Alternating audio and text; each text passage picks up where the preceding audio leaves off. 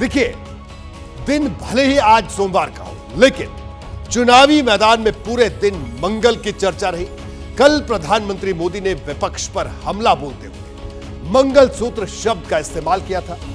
यह आज चुनावी वार पलटवार की धुरी बन गया। इंडिया गठबंधन का आरोप है कि बीजेपी सांप्रदायिक सियासत कर रही है, तो बीजेपी ने कांग्रेस को कटघरे में खड़ा करने के लिए सालों पुराना पन्ना पलट दिया। इस पन्ने पर डॉक्टर मनमोहन सिंह का एक बयान दर्ज है।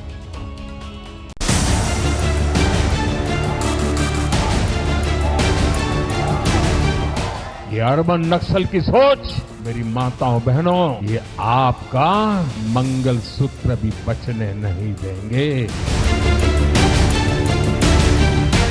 मंगलसूत्र कोविड के दौरान छिने थे। नफरत के घोड़े का दूल्हा बनकर आप कभी हिंदुस्तान को बरकरार नहीं रख सकते। प्रधानमंत्री का हाथ माता बहनों के मंगलसूत्र तक जाता है।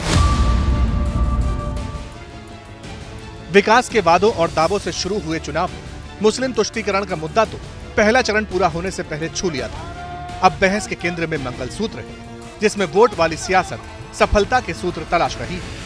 ये कांग्रेस का मैनिफेस्टो कह रहा है कि वो माताओं बहनों का सोने का हिसाब करेंगे, उसकी जड़ती करेंगे, जानकारी लेंगे और फिर उस संपत्ति को बांट देंगे और उनको बांटेंगे जिनको मनमोहन सिंह जी की सरकार ने कहा था कि संपत्ति पर पहला अधिकार मुसलमानों का है। ये अर्बन नक्सल की सोच, मेरी माताओं बहनों, ये आपका मंगलसूत्र भी बचने नहीं देंगे। प्रधानमंत्री ने हमला किया तो पलटवार भी हुआ। किसने क्या कहा सब दिखाएंगे, लेकिन पहले आपको दो बयान दिखाते हैं।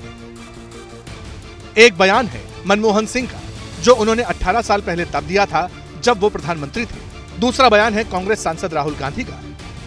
We will have to devise innovative plans to ensure that minorities, particularly the Muslim minority, are empowered to share equitably in the fruits of development. They must have the first claim on our resources. हम financial और institutional सर्वे करेंगे और इस ऐतिहासिक कदम के बाद हम क्रांतिकारी काम शुरू करेंगे। जो आपका हक बनता है वो हम आपके लिए आपको देने का काम करेंगे। सियासत का दस्तूर यही है कि नेता अपने मतलब की चीज निकाल लेते हैं। बीजेपी ने मनमोहन सिंह के बयान के एक हिस्से और राहुल गांधी के बयान को आधार बनाकर कांग्रेस के मैनिफेस्टो की व्याख्या कर दी। इसके बाद पलटवार के लिए इंडिया ब्लॉक की सारी पार्टियां और उनका साथ देने वाले एक साथ सामने आ गए। मंगलसूत्र कोविड के दौरान छिने थे। माफी मांगी प्रधानमंत्री ने देश की बहुओं से, बेटियों से, बहनों से। हमारे मैनिफेस्टो में कहीं हिंदू मुस्लिम का जिक्र हो तो या तो हम राजनीति छोड़ देंगे और अगर जिक्र नहीं हो तो ये राजनीति छोड़ दें। ये किस किस्म की राजनीति है और किस किस्म की संस्कृति है? एक तरफ तो आप राम मंदिर की बात करते हो और दूसरी तरफ नफरत फैलाते हो। कहाँ गया आपका सबका साथ? नफरत के घोड़े का दूल्हा बनकर आप कभी हिंदुस्तान को बरकरार नहीं रख सकते। लेकिन प्रधानमंत्री का हाथ माता बहनों के मंगलसूत्र तक जाता है। अब ये नहीं दिखता है क्या इलेक्शन कमीशन को? कांग्रेस और उसके साथी बीजेपी को घेरने की कोशिश कर रहे हैं, लेकिन बीजेपी मंगलसूत्र और तुष्टीकरण वाला मुद्दा छोड़ने को तैयार नहीं। गृह मंत्री अमित शाह का कांकेर में दिया गया ये बयान सुनिए। अभी अभी कांग्रेस पार्टी को मिर्ची लगी। आपके घोषणा पत्र में सर्वे की बात है या नहीं है? और मनमोहन सिंह, आपके प्रधानमंत्री ने कहा था संसाधन पर पहला अधिकार माइनॉरिटी का है, आदिवासी दलित का नहीं है। एक तीर से दो निशाने की बात तो आपने कई बार सुनी होगी, लेकिन बीजेपी एक तीर से तीन निशाने साध रही है। वो तुष्टीकरण पर कांग्रेस को घेर रही है, दलितों और आदिवासियों को साध रही है और लगे हाथ पसमानदा की बात भी कर रही है। कांग्रेस, सपा जैसी पार्टियों ने हमेशा तुष्टीकरण की राजनीति की और मुसलमानों के राजनीतिक, सामाजिक, आर्थिक उत्थान के लिए कभी कुछ नहीं किया।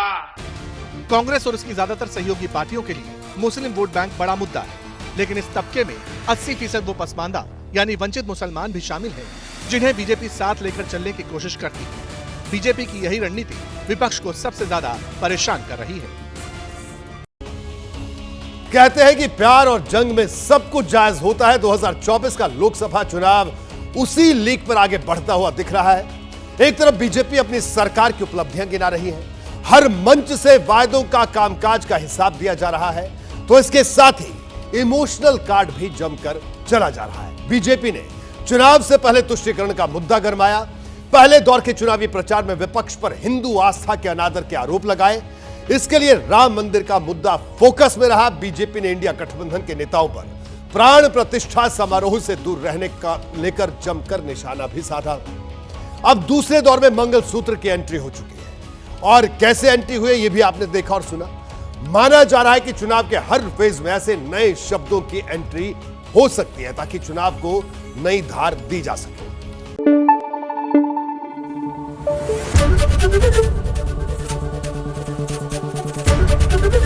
एबीपी न्यूज आपको रखे आगे।